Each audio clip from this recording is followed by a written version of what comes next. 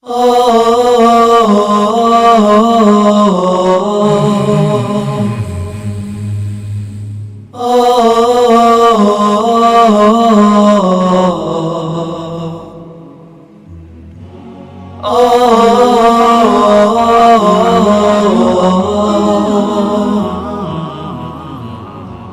بالله من الشيطان الرجيم بسم الله الرحمن الرحيم الحمد لله رب العالمين والعاقبة للمتقين ولا عدوان إلا على الظالمين وأفضل الصلاة وأتم التسليم على نبينا الأمين محمد وعلى آله وصحبه أجمعين ومن تبعهم بإحسان إلى يوم الدين أما بعد falënderimet janë për Allahun xhalla xhelaluhu I cili na krijoi, na furnizoi dhe na udhëzoi. Mos kishte qenë udhëzimi Allahu Teala nuk do të kishim qenë të udhëzuar. Salavatet dhe selamet për shëndetet dhe duat tona më të mira janë për dashurin Allahu Teala, zotriun e gjithë bijve të Ademit alayhis salam, të zgjedhurin e gjithë pejgamberëve të Allahu Teala, Muhammedin të birin e Abdullahut, mbi familjen e tij të pastërt, mbi sahabët, shokët e tij të nderuar, me të cilët Allahu Teala ishte I kënaqur me ta dhe ata ishin të kënaqur me Zotin e tyre, krijuesin dhe udhëzuesin e tyre dhe ishin të kënaqur me pejgamberin e tyre, si dhe duat tona më të përzemërta shkojnë mbi gjithë ata të cilët pasojnë rrugën e fjalës Allahu Teala, Kur'anit famlart dhe sunetit pastër Muhammed Mustafa sallallahu alaihi wasallam deri në ditën e gjykimit. Nderuar vëllezër dhe motra, assalamu alaikum wa rahmatullahi wa barakatuh. Para juve jemi edhe një herë me një hadith të ri të serisë Perlat e urtësisë, ku jemi duke folur për hadithet apo për 40 hadithet e Imam Neveviut për mbledhje të haditheve të ndryshme, dhe jemi duke u mundu që t'u sqarojmë disa prej këtyre haditheve në pusin e madh të gjerë të haditheve të Rasulullahit sallallahu alaihi wasallam, me shpresë inshallah se do të përfitojmë pikëpari neve që jemi para juve, pastaj edhe të gjithë ju të cilët do të dëgjoni porosit e Rasulullahit sallallahu alaihi wasallam, porosi që pa ndyshe janë për të mirën tonë, porosi sikur që tha Rasulullahi sallallahu alaihi wasallam, nuk ka punë që u ofron xhennetit përveç se u ka urdhëruar atë, dhe nuk ka punë që ju largon prej xhennetit dhe ju ofron xhenemit përveç se u ka ndalu juve atë. Dhe inshallah Allahu na bën për atyre të cilët dëgjojnë fjalën e Allahut dhe pejgamberit alayhi salatu wassalam dhe e pasojnë porosin dhe mesazhin e Zotit të tyre dhe pejgamberit të tyre. Hadithi ynë I sotshëm është një hadith të cilin na transmeton Imam Muslimi në Sahihun e tij nga Abi Ya'la Shaddad ibn Aus radiyallahu anhu, thot Rasulullah sallallahu alaihi wasallam, inna Allah kataba al-ihsan ala kulli shay. Allahu Taala ka obligu që të bëjmë mirësi në çdo gjë. Inna Allah kataba al-ihsan ala kulli shay. Allahu Taala e ka obligu mirësin në çdo çështje. Kitabi ose shkrimi ose përcaktimi, sikur që thot Sheikh Uthejmini, është dy llojsh. Është kitab qadariyya dhe kitab shar'iyya. Është shkrim që neve nuk mund të dalim për përcaktimin të Allahut Taala. Allahu ka përcaktuar se sa do të jetojmë neve, dhe e gjeli as nuk shpejtohet, e as nuk vonohet, sikur që thot Allahu Taala në Kur'an. Allahu Taala ka përcaktuar se çfarë ngjyre të lëkurës do të kem, se në cilin vend do të lindi. Këto nuk janë për zgjedhjen tonë. Këto Allahu Taala ka desht që neve të lindim tokën ku kem lind, të kemi prind të cilët I kemi, nuk ka ndodhur këto çështje me përzgjedhjen tonë. Andaj këto quhen kader I pazavendësueshëm, caktim I pazavendësueshëm nga Allahu Taala. Por në anën tjetër, thot Sheikh Uthejmini, kemi edhe kader shar'i, kemi caktim të Allahu Taala në të cilën na ka lënë Allahu Taala të lirë. Na ka obliguar një çështje, por e ka lënë njeriu të lirë të aplikoje atë obligim që Zoti i tyre ua ka obliguar tyre, apo ta leje atë obligim.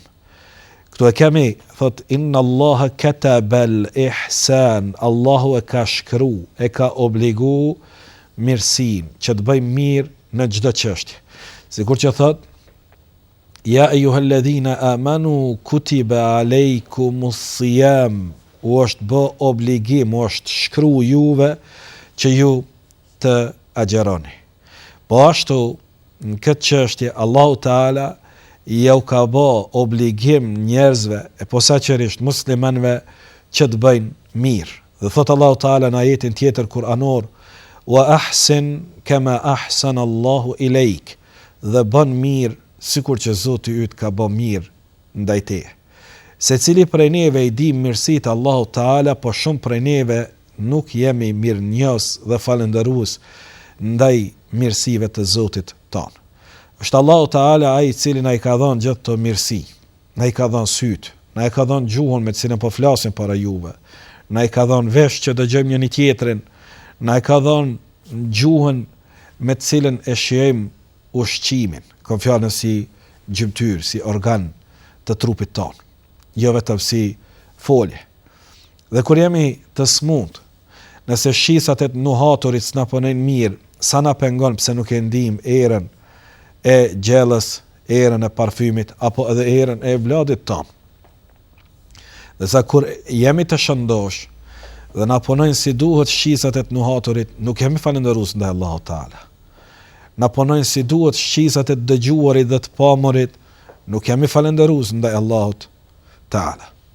Dhe neve, edhe pse shumë të mira na janë dhënë prej Zotit tonë, jemi shumë pak falëndërues, sikur që thot Allahu Teala, qalilan ma tashkurun, sa pak e falënderoni Allahun subhanahu wa taala. Falënderimi është i patjetërsueshëm. E një prej formave më të mira të falënderimit ndaj Allahut Teala për mirësitë që na i ka dhënë është që edhe neve të bëjmë mirë ndaj të tjerëve. Se thot Allahu Teala, wa ahsin kama ahsana Allahu ilejk. Nëse dikush ka bë mirë ndaj teje, ktheja edhe ti atij mirësinë me të mirë. Si tha Rasulullah sallallahu alaihi wasallam, nëse dikush ka bë diçka të mirë, ktheja në njëjtën mënyrë mirësinë që ta ka bë ai ty. Nëse s'ke mundësi m'ia kthy të njëjtën mënyrë, atëherë thuj jazakallahu khaira, Allahu të shpërbleft me të mira dhe në këtë formë ke shpaguar veten. Njëri e din Allahu Teala sa i ka dhënë prej pasurisë, prandaj edhe ndan zeqatin, prandaj edhe ndan sadakan, prandaj edhe shkon i ndihmon shtëpiat e Allahu Teala, e ndihmon rrugën e Allahu Teala në çdo porë të jetës. Se Zoti i tij ka thënë, o robi im, bën mirë, sikur që unë kam bën mirë ndaj teje, edhe ti bën mirë ndaj tjetër kuj. Prandaj tha Rasulullah sallallahu alaihi wasallam këtë hadith që e transmeton Imam Muslimi sahihun e tij, inna Allaha kataba al-ihsana ala kulli shay, Allahu e bëri obligative mirësi në çdo send. Në çdo send, qoftë me gruan tënd, qoftë me evladin tënd, para së gjithash, qoftë me prindin tënd, qoftë me hoxhën tënd, qoftë me kolegun tënd, vllaun, motrën tënde, shoqërinë tënde, rrethin tënd, ndaj të gjithëve bën mirë. Po qoftë edhe ndaj kafshës tënde. Muhamedi alayhi salatu wassalam një ditë duke hec bashkë me shokët e tij, e kishte pa një deve, e cila kur e pa Rasulullah sallallahu alaihi wasallam, ngriti zërin e saj dhe u anku pejgamberit alayhi salatu wassalam. E kam treguar edhe më herët këtë ndodhi. Atë Rasulullah sallallahu alaihi wasallam ndaloi dhe bashkë me të ndaluan edhe sahabët radiallahu anhum, dhe tha pejgamberi alayhi salatu wassalam, në atë moment tha Rasulullah sallallahu alaihi wasallam, e kuja është kjo deve? Kjo deve, tha pejgamberi sallallahu alaihi wasallam, e kuja është? Than, e filanit. Tha Rasulullah sallallahu alaihi wasallam, sillmani filanin tek unë. Dhe shkoi ai u taku me Rasulullah sallallahu alaihi wasallam, tha pejgamberi sallallahu alaihi wasallam, sa po ma shet devën tënde? Tha, ja Rasulullah, i takon një familje së varfër që ushqehet prej qumshtit të saj, veshet prej leshit të saj dhe e shfrytëzon devën e saj për punë, nuk kemi tjetër pasuri. Po të kishim pas, kishim me të adhanë dhurat, ja Rasulullah. Ta pejgamberi alayhis salatu wassalam nuk po mvyn devja. Me po kur pa devja rrugës, dhe këto është një mugjizë që devja njofti Rasulullahin sallallahu alaihi wasallam, tha ja Rasulullah, thuj zotëriut tim të më ushqeje më mirë. Thuj zotëriut tim të më lehtësoje peshën, që mos të kem peshë të rëndë, se po më ngarkon shumë me punë, ndërsa po më ushqen shumë dobët. Atë Rasulullah sallallahu alaihi wasallam tha, sillu mirë me kafshën tënde, sillu mirë me devën tënde, ushqeje më mirë dhe lehtësoja peshën dhe punën të cilën është duke e vepru. Sa prej punëdhënësve sot u ngarkojnë punëtorëve peshën dhe barën e punës e tyre, sa prej tyre sot nuk ju ushqejnë si duhet punëtorët e tyre, sa prej tyre në këto ditë e dimnit apo në ditët e verës kur vape madhe nuk ju japin tesha adekuate në bazë të sezonit të punës.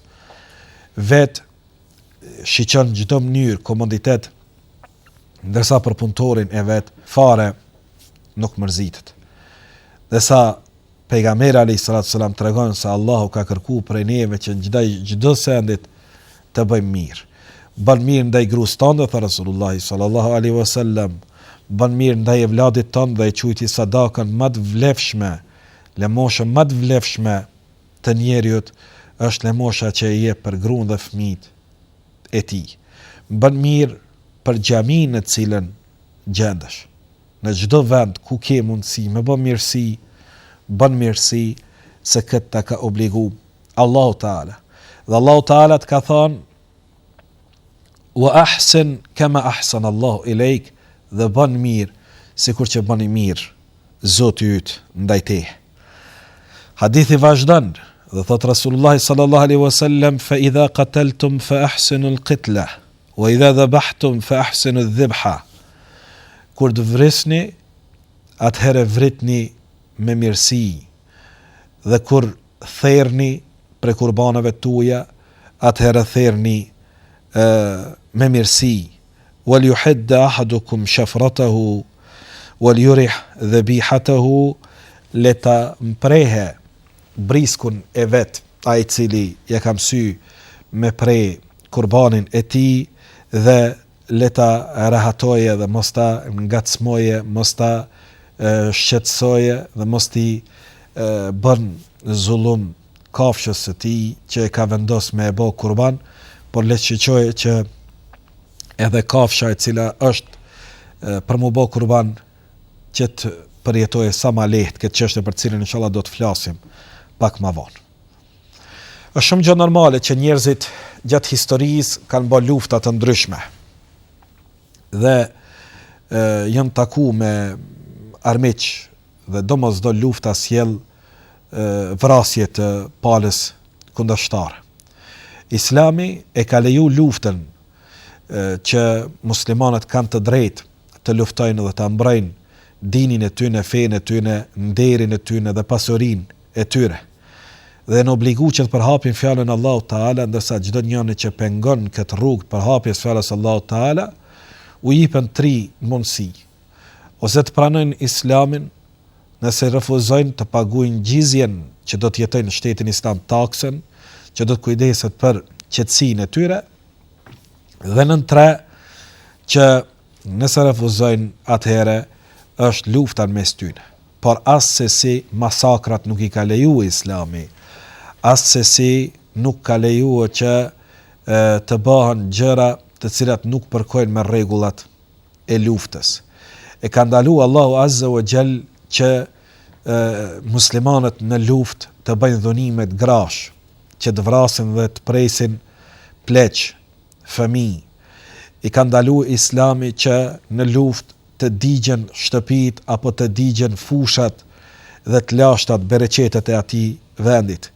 Ka ndalu Islami që murgjit që janë në përfaltorët e tyre të vriten. Çdo njeri i cili nuk merr pjesë aktive në luftë kundër muslimanëve, Islami i ka lënë të paprekshëm dhe nuk ka kërkuar që të tillët të vriten. Dhe gjatë vrasjes, nëse detyrohen musliman që në luftë me vra armikun i cili është duke kërkuar vrasjen e tyre, nuk guxon me bë gjëra të cilat nuk përkojnë me rregullat e luftës. As guxon dhunim, as guxon premje të fëmijëve të tyre, as guxon masakrime të llojeve të ndryshme me nxjerr sytë e tyre, me u kput veshët e tyre, apo me bë gjana të cilat për fat të keq kem pa që armiqt në vendet e muslimanëve bëjnë gjëra të tilla të shumta, dhe sa Islami gjërat e tilla i ka ndalu. Historia islame asnjëherë në mbretësinë e vet nuk pat Nerona, as Hitlera, as Miloševića.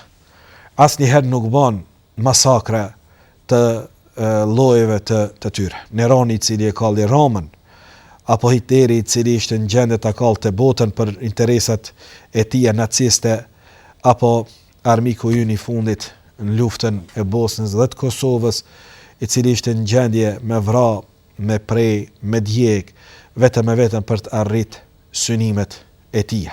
Çfarë do qëllimi që kishte? Nuk do të futem në ata kishte qëllime fetare apo nacionale. A ishin qëllime hegemoniste apo çfarë qëllime ishin ato? Islami në formë tillë e ka ndalu luftën. Nuk ka leju që muslimanët të shkojnë dhe të dhunojnë. Edhe nëse armiku vije dhe dhunon femrat e muslimanëve, muslimanët nuk kanë të drejtë të përgjigjen aty në njëjtë mënyrë.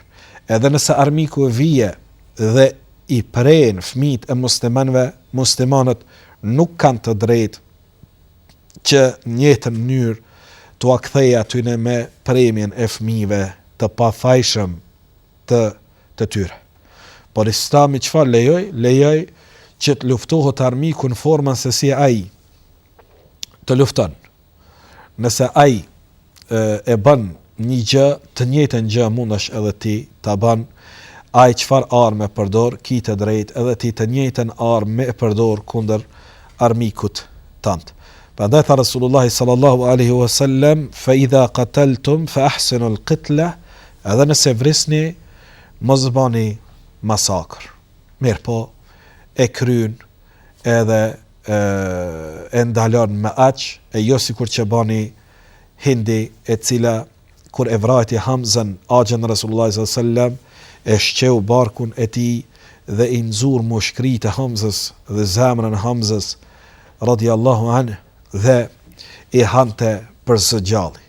Masakrimet të këtij lloji janë rreptësisht të ndaluara në fen islame dhe asnjëherë këtë çështje nuk e kanë bërë.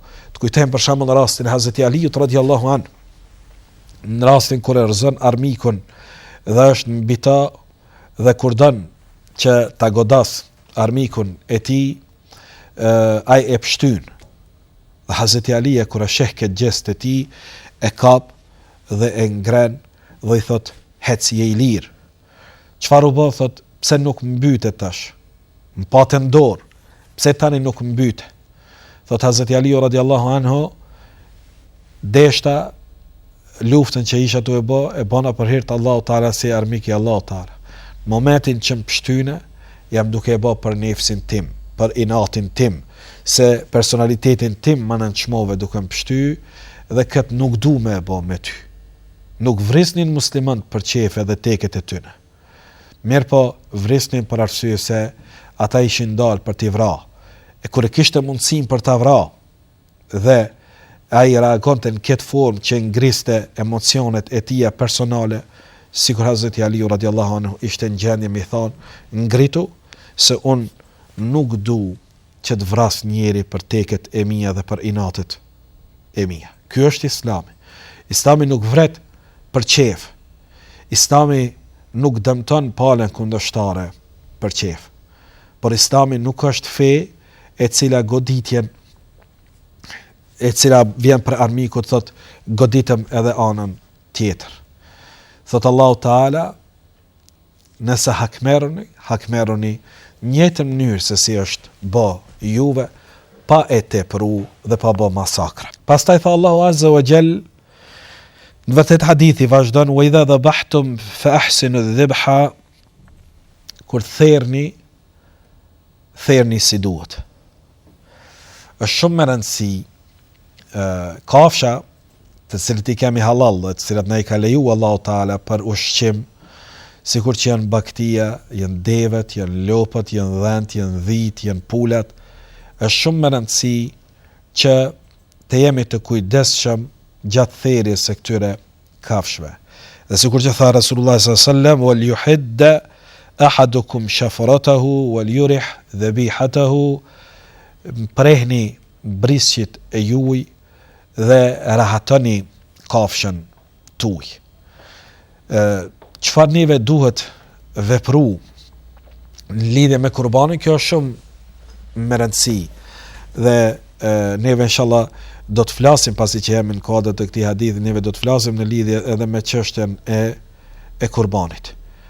Ajo që kur të merret për më u bë kurban, që ka ardhur urdhën për Allahu Taala që të prehet kurbani, sikur në surat Kauthar, fasalli li rabbika wanhar, dhe lutje Zotit tënd dhe fal për hir të Allahut Taala, e pastaj therr atë që Allahu Taala ta ka bë halal, apo se Muhamedi alayhi salatu sallam, sikur që tregon Imam Tirmidhiu, që pejgamberi sallam ka prej pas namazit të Bajramit kurban dhe ka thonë, o Allah, pranoje këtë në emën timin dhe pranoj në emën të ummetit tim për ata të cilët nuk kanë mundësi me prej. Rasulullah s.a.s. ka prej kurban edhe për ata të cilët s'kan pas mundësi me prej kurban. Me po kurbani, do të flasim për kurbanin, është kafsha e cila therret në ditë të caktuar dhe duhet të ketë moshën e caktuar dhe duhet të jetë e llojit të caktuar, bëhet për më afru Allahut Azza wa Jall. Prandaj edhe quhet kurban, send me të cilën i afrohemi Allahut Taala. Therja bëhet në atë mënyrë që merret kurbani dhe prehet mirë mjeti me të cilin duhet prej kurbanin, dhe nuk guxon që kafsha me e pa thikën apo aletin me të cilin do të bëhet kurban, dhe nuk është mirë që të rrahet dhe të goditet dhe të shtrëngohet në këtë apo në atë mënyrë që ta mundojmë kafshën para se ta thirrim. Është për me të ardhur keq kur sheh kasap ose kur sheh njerëz të cilët bëjnë kurbanin e tyre, të cilët e mundojnë shumë, e rrahin me shkelma, e rrëzojnë me zor duke e lidh, ndoshta edhe duke ja thyer edhe këmbët për shkak të fuqisë së kafshës, në këtë apo në atë formë bëjnë kushtimisht po them dhunimin e kafshës, një gjë të këtill e ka ndaluar Rasulullah sallallahu alaihi wasallam. Prandaj ka thonë wal yurih dhabihatahu. Let ketë kujdes se si po sillet me kafshën. Mirë po, disa prej kushteve të kurbanit dhe atij i cili pret kurban, se cilat janë, këtë inshallah pas një shkputje të shkurt do të mundohemi ta mësojmë, deri atëherë mbetçi mirë. Selam aleikum wa rahmatullah.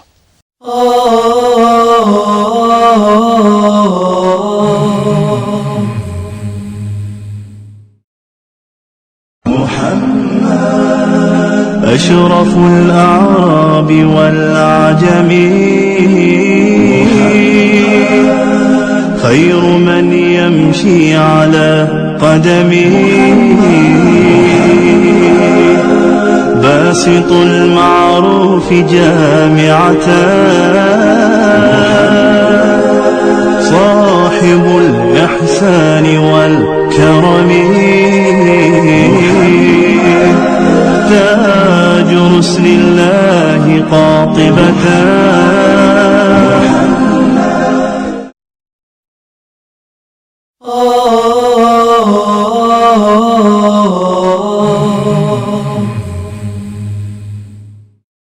Bismillahirrahmanirrahim. Assalamu alaikum wa rahmatullahi wa barakatuhu.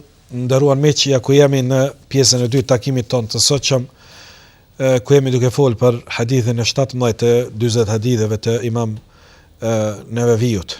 Në pjesën e parë të hadithit e spjeguam dhe i përkthyem në gjuhë shqipe hadithin e Rasulullah sallallahu alaihi wasallam, inna Allaha kataba al-ihsana ala kulli shay, se Allahu ka bë obligim që të sillemi mirë dhe ka bë obligim mirësinë në çdo çështje. Dhe treguam se edhe vrasjen duhet të kemi kujdes që mos jemi të pamëshirshëm ndaj viktimës në luftë, që të mos bëjmë masakra, po ashtu edhe ndaj kafshëve, që therja të bëhet në formën e lejuar sipas parimeve të Islamit.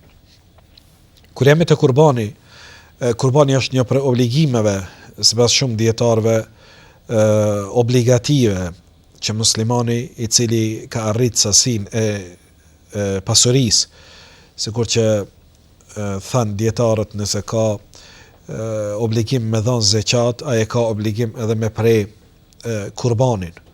Tha pejgamberi alayhi salam, dhe hadithi është hasan sahih, sikur që thot Sheikh Albani, tha Rasulullah sallallahu alaihi wasallam, kush ka mundësi me prej kurban le ta bëjë atë, nëse këtë nuk e bën mos t'i afrohet xhamiave tona. Një formë e pakënaqësisë Rasulullahit sallallahu alaihi wasallam ndaj atyre të cilët kanë mundësi e nuk therin kurban. Çfarë duhet bëhet kurban? Kurban bëhet devja, kurban bëhet qofshin dërum lopa, kurban bëhet baktia, bëhen delet dhe dhit. Mosha e devës duhet të jetë 5 vjeçare përmbi, nër 5 vjet nuk gëzon me qenë devja për kurban. Mosha e lopëve duhet me qenë mbi 2 vjeç, ndërsa mosha e dhenve, e baktis dhe e dhive duhet me qenë 1 vjet e përmi. Kur jemi te delja dhe te desht, ka predjetarve që kanë thënë nëse delja është e madhe dhe nuk ke gjet dele në treg e cila është mbi 1 vjet, po ke gjet mbi 6 muaj, por është e madhe, cila përngjas sikur këto të mëdha, e kanë leju, nësa për dhin, jo, kjo vlen vetëm për delet dhe për desht. Po ashtu, nëse e prejmë do të kurbani, pa tjetër duhet të jetë mosha e këtij. Po ashtu koha është shumë me rëndësi të kurbani, fillon prej kohës kur hyn koha e namazit të Bajramit, prej asaj kohe e deri në ditën e 3 kur perëndon dielli, sipas dietarëve tjerë deri në ditën e 4 të Bajramit kur perëndon dielli, është koha kur është e lejuar me u therr kurbani. A është kusht ngjyra e kurbanit? Nuk ka kusht. A duhet të jetë deli apo dashi i bardh apo i kuq apo ngjyrë tjetër, është e lejuar, por e kanë preferuar, kanë thënë mustahab është që të jetë e bardh, pasi që ka në hadithet pejgamberit alayhis salam që Rasulullah sallallahu alaihi wasallam që i ka prej desht kanë qenë të bardhë dhe rreth syve ka pas diçka prej ngjyrës së zezë. Është e lejuar, ka thënë po ashtu, që edhe në mbrëmje të prehet kurbani, nuk është e lidhur me ditën, ka mundësi, sikur ditët e sodit kur njerëz të cilët nuk dinë vetë me prej kurban, dhe kjo është meselë tjetër, që sunet është të theret prej vetë atij që ka vendosur me bë kurbanin, që ai ta preje, ta there për të Allahu Teala, por nëse nuk ka mundësi, atëherë ka mundësi që dikush tjetër ta bëjë në emën ti, por duke pas parasysh që të jetë njeri i cili është i mëshirshëm ndaj kafshës, nuk e mundon kafshën, dhe që të jetë mundësish për atyre të cilët janë të njohur për takvallëkun e tyre. Preferohet ditën, por lejohet që natën të prehet kurbani dhe nuk ka kurfa pengese, sikur që thënë dietarët në lidhje me kohën, nëse është brenda këtyre 3 apo nëse marrim mendimin dytë brenda 4 ditëve të Kurban Bajramit, duhet të kryhet ky obligim, ditën qoftë apo natën. Nëse para namazit të Bajramit prehet kurbani, ose natën e Kurban Bajramit disa që vrejmë të ne bëhet, kjo nuk është asgjë tjetër përveç se sadake thjesht. Nëse bëhet me qëllime tjera, natën e kurbanit hyn bidate apo Allah i na ruajt edhe deri te shirku nëse prehet për filan tyrben apo për filan të vdekur. Niyeti është i patjetërsueshëm që të pranohet kurbani, që të jetë kurbani i pranueshëm, patjetër duhet me qenë niyeti për hir të Allahut Taala. Jo vetëm hajde po presim se si vetë s'kem prej pastërm, dojmë me bë sugjuk, dojmë me bë mish, jo, kime e bë niyetin për hir të Allahut që nëpërmjet kësaj kafshë unë dëshiroj që t'i afrohem madhnistisë, ai na e ka bë obligim. Po ashtu është prej sunetit ai i cili e therr që ta ktheje kafshën ka kibleja, vetin dhe kafshën dhe ta fillojë me bismillah. Bismillah, Allahu Akbar, dhe mjafton një kurban për tërë familjen. Nëse jeton bashkësi, qoftë 20 vet, 30 vet, mjafton një kurban për gjithë antarët, kujdestari i familjes mjafton me therr një kurban për të gjithë antarët e familjes tij. Muhamedi alayhi salatu sallam për shembull ka prej kurban dhe ka thonë: "O Allah, kjo është për mu, familjen time dhe për ummetin tim, ata të cilët nuk kanë mundësi me prej kurban." Kjo është një myshte për Resulullah sallallahu alaihi wasallam, se ata të cilët nuk kanë mundësi me prej kurban, Resulullah sallallahu alaihi wasallam ka prej në emën të tyre dhe ka lutur Allahun Taala që të jetë i pranuar dhe inshallah pa kur famdyshë duaj Resulullah sallallahu alaihi wasallam i përgjigjet Allahu Taala duas së tij. Por është shumë më rëndësi gjatë therrjes kurbanit, gjatë therrjes së mishit, që të bëhet në mënyrë të lejuar. E ajo është të derdhet gjaku i kurbanit, jo vetëm të mbytet Kurani, të derdhet gjaku duke ja prej 2 damart kryesor që janë rreth gërglanit këtu në ose laringut. Të 2 damarët e gjakut të trash duhet prerë dhe leju që dere ai gjak për me qenë i vlefshëm dhe i lejuam ky kurban për me ngran, dhe e dyta që të përmendet emri i Allahut Taala, të thuhet bismillah. Patjetër, nuk e lejon Sheikh Uthejmini dhe dietarë të shumt që të hahet ushqimin në të cilën nuk është përmend emri i Allahut Taala. Por neve si me e ditë këtë çështje nëse shkojmë dhe e blejmë te kasapi, se ai ka përmend emrin e Allahut apo jo.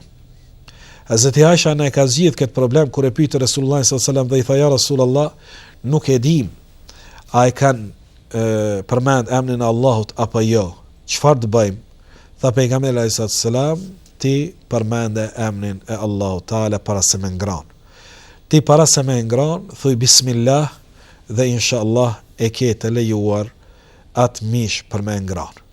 Por nëse e pret ehli kitabi, jahudia apo i krishteri, a lejohet nëse bën në konditat që i ka parapa Islami, ajo është të derdhurit e gjakut, që t'i prehen 2 damart kryesor të gjakut, ndërsa sa i përket laringut, fytit të poshtë që shkon, kjo te Sheikh Uthejmini nuk është prej kushteve, po është më mirë që i tëri të therret, por jo t'i kputet tërësisht koka dhe dele prej trupit. Sistemi nervor shkon në boshnin kurrizor.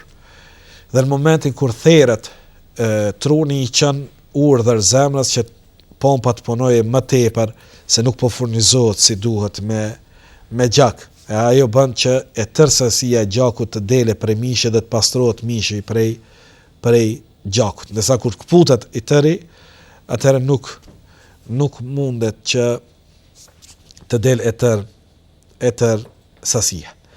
Nëse ajo është i krishter që beson Zotin, beson fenë e vet, beson në Biblën, Injilin e vet, nëse është jehudi që beson Zotin, beson pejgambert e Zotit dhe i beson Tevratin, Torën e vet, është besimtar në fenë e vet, për këtij personit lejohet që të hahen therrurat e tyre. Allahu Taala thot: "Ta'amuhum hillul lakum wa ta'amukum hillul lahum." Ushqimi i tyre është halal për ju dhe ushqimi juaj është halal për ta. Është çuditë që disa i kanë vret edhe për jashta, të cilët vinë dhe bëjnë problem, pula a bën më hongër, a s'bën më hongër, a është e Brazilit, a është e Francës, a është kështu apo ashtu, mirë po nuk e bën problem me e ble shtëpinë me parë me kredit të bankës, nuk e bën problem me e ble kerrin me kredit bankës, nuk e bën problem me ble xhamin me kredit të bankës, nësa e bën problem a bën me hongër pulën apo s'bën me hongër pulën që i ka prej i huj. Nëse është i huj dhe besimtar në fenë e vet dhe e ka prej, ka bë theri, jo mbytje, sikur që më treguan në një vend të perëndimit se i kom pa tha në treg pulat të cilat janë të nxime me kokat e tyre me sende vetëm janë përdreth qafat e tyre dhe janë mbyt, ajo është softina, ajo nuk lejohet më ngran. Por nëse është e prej me koka dhe ka rrjedh gjaku, lejohet mishi i tillë me ungran dhe mendoj se me këtë inshallah edhe zgjidhet problemi a lejohet apo nuk lejohet të hahet mishi i cili ka ardhur prej vendeve tjera jo islame. Muhamedi alayhis salam për shembull në Khaybar ka hongër prej mishit të asaj qifutes. Ka hongër në shtëpiat e jehudive Resulullah sallallahu alaihi wasallam. Dhe neve e dim tregimin që u helmu mishi në cilin ju servu Muhamedit alayhi salatu wasalam. Po të kishte qenë problem se nuk lejohet më ngran ai mish, Muhamedi alayhi salatu wasalam nuk kishte me e prek mishin i cili për fat keq edhe ishte helmu dhe ishte bashkaktar që një sahabi edhe të vdes për helmit të atij mishi që kishte pas qëllim me helmu Rasulullahin sallallahu alaihi wasallam. Ajo që neve na intereson është që kur të presim ta fillojmë me emrin të Allahut Taala, që kurbanin ta bëjmë për hir të Allahut Taala, për me ofru Allahut Taala dhe me kryer një obligim madhor që Zoti ynë na ka obligu dhe që kafshën mos ta shqetësojmë, po ta prehim mirë. Hazreti Omeri kur e kishte pa njërin se nuk e ka preh mirë, thikën kishte thonë a dën që disa herë ta mundon kafshën. Mprehe edhe mos lejo që me ta pa kafsha atë thikën tënde për arsye se e merr vesh se i afru me qëllime të mbytjes së saj. Allah na e ka bë halal, andaj edhe neve të sillemi mirë me çdo send në rasti konkret, sikur që kemi hadithin edhe me kafshat. Allahi na boft mirë dhe na shtoft mirësitë e veta ndaj neve, familjarëve tonë dhe fëmijëve tonë. Dhe Allah na mundsoft që edhe neve të jemi të mirë ndaj familjarëve tonë, evladëve tonë, shoqërisë tonë, e para së gjithash ndaj Zotit tonë, kryerjen e obligimeve që i kemi karshi Allahut subhanahu wa ta'ala. Lutë Allahun azza wa jall që inshallah Allahit na e mundson mirësinë në çdo çështje dhe mirësinë më të madhe që të vdesim në besimin tonë dhe që të takojmë të pastër me iman të plot Allahu subhanahu wa ta'ala. Allahi bëft mirësinë ndaj neve, me na rujt imanin këtë botë dhe na mundsoft faljen dhe mëshirën e vet që të na i falim katet dhe mangësitë tona dhe të na bëjë prej banorëve të xhenetit, ne, të dashurit tonë dhe gjithë umetin përgjithësi. Mbeqit në mëshirën Allahu Taala, mirësitë Allahu Taala qofshin të shumta ndaj juve, familjarëve dhe dashurëve tuaj. Assalamu alaikum wa rahmatullahi wa barakatuh.